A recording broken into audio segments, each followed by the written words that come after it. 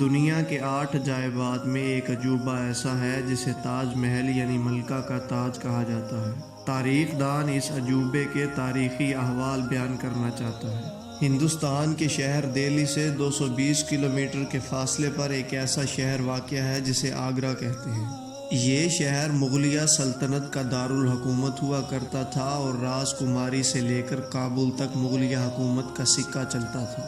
دریائے جمنا کے مغربی کنارے پر واقع تاج محل کی تعمیر 17 ستمبر 1613 کو اس وقت شروع ہوئی جب شاہ جہان کی دوسری بیوی ارجمند بانو دنیا سے رخصت ہوئی تھی۔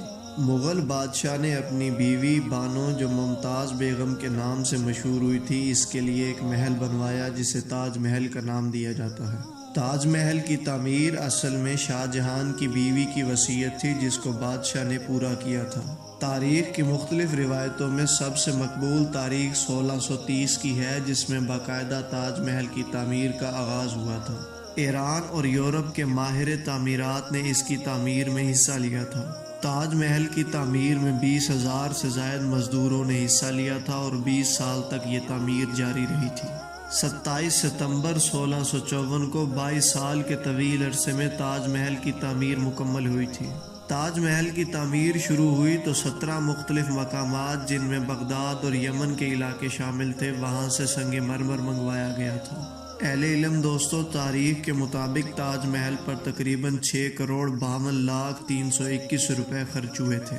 تاج محل ایک بڑے مستطیل باغ میں بنایا گیا تھا جس کے چاروں اطراف میں سرخ ریت کی دیوار بنائی گئی تھی۔ اس باغ کو جیومیٹریکل ڈیزائن میں ایران کے باغات کے طرز پر بنایا گیا تھا۔ سنگ مرمر کی 2 نہریں جو اس مربع نما باغ کے درمیان آپس میں ملتی ہیں یہ باغ کو 4 برابر حصوں میں تقسیم کرتی ہیں۔ تاج محل ایک مربع نما عمارت ہے جس کے چاروں کونوں پر شاندار مینار بنے ہوئے ہیں۔ تاج محل کے گنبد 70 فٹ جبکہ مکمل عمارت 120 فٹ بلند ہے۔ اہل علم دوستو، حیرت انگیز بات یہ ہے کہ تاج محل پر مکمل قرآن مختلف جگہوں پر لکھا ہوا ہے۔ امانت خان شیرازی ایران کا شخص جس نے تاج محل کے اندر تمام چیزیں لکھی تھیں یہ وہ واحد شخص ہے جس کا نام ہاتھ سے تاج محل کے اندر لکھا ہوا ہے۔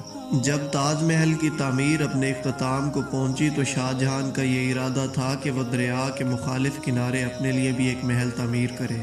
اس کا بیٹا اورنگزیب اس کے خلاف آمادہ بغاوت ہو گیا اور شاہ جہان کو آگرہ میں نظر بند کر دیا۔